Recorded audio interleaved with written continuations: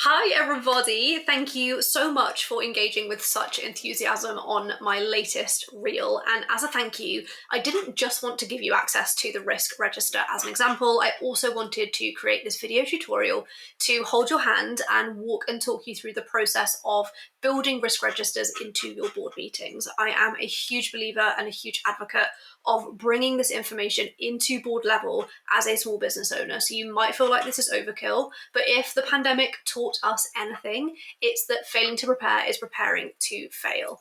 And so as a business, our risk register is the heartbeat of every single board meeting. And this is the process that I have systematically used to build and keep the incredible momentum that exists within my business while supporting it with the stability of ongoing business as usual.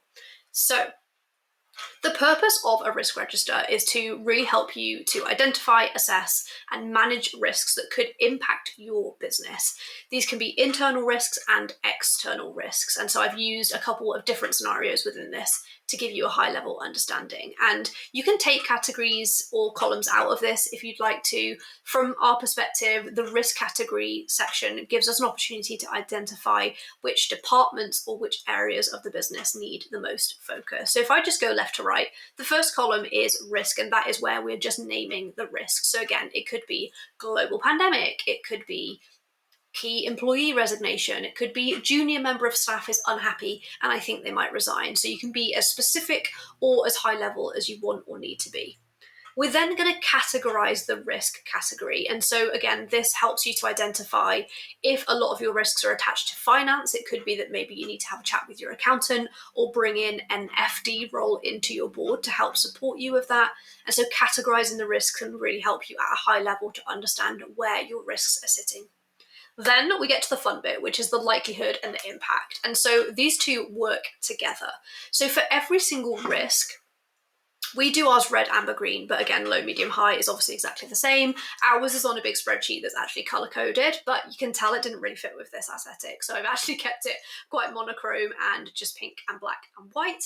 So the likelihood and the impact. So for every single risk, we are going to score the likelihood that that is to happen, and then the impact it would have if it did happen.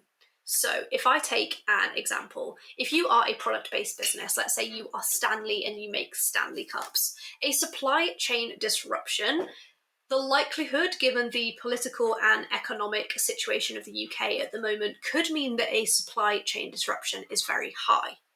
As a product-based business, the impact of not having stock or there being disruption to your supply chain in any way is incredibly high. And so the likelihood and the impact, if we score them, low is 1, medium is 2, and high is 3, we score the likelihood and we multiply that against the impact, and then that is literally giving you a risk score in a number.